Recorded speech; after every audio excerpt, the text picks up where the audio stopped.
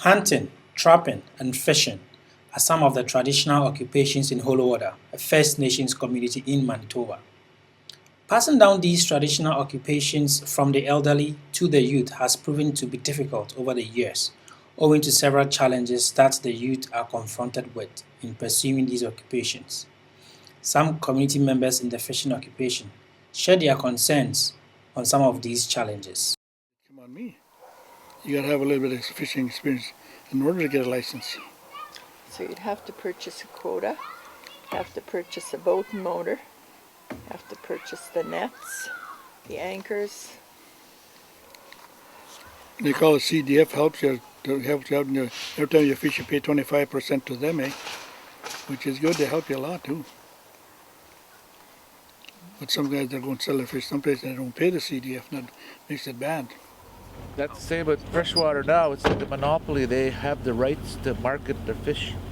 If we want to find other markets, we can, but we have to get permission from them to sell to other fishers, but not their customers. December 1997, large round sauger was $2.60 a kg.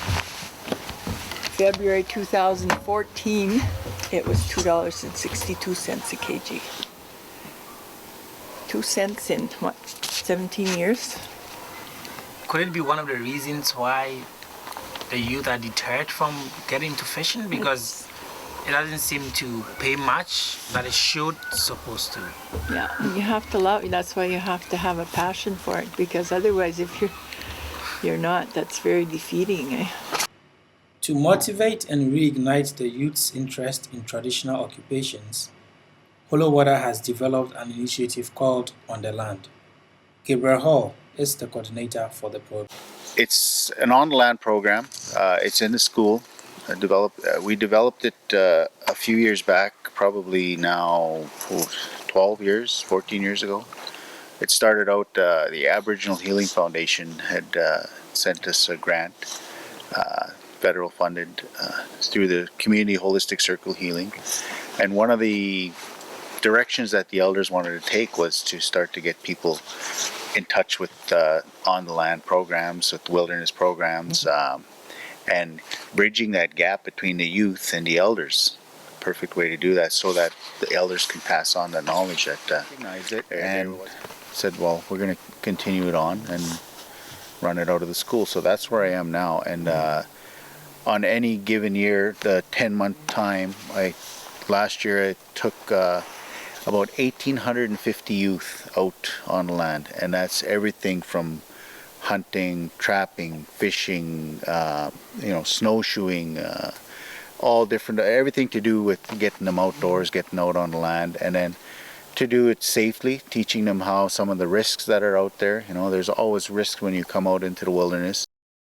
He'd take me and teach me new stuff and teach me new things that I can do on my own, so I can teach others, and so I can live this wild, or this life by myself. And sayings that I go is, you have leaders that create followers, but if you have a great leader, he's going to create more leaders.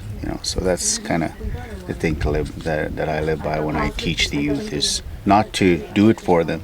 Teach them how to do it so they can share that information with the next generation or the next person. I have a couple friends that I take out, and I take them hunting, and I take them trapping, I take them fishing. Community members share the opinion that the On the Land program is the best way of teaching the youth about traditional occupations and bridging the existing generational gap. To become a trapper is another thing, because teaching your child that skill teaches them independence, teaches them the worth ethics that everybody wants to have. It gives them critical thinking. It makes them understand better about the environment. There's so many gains out of teaching it and keeping that as a part of our culture, but it's not necessarily for an income. It's for something better than an income.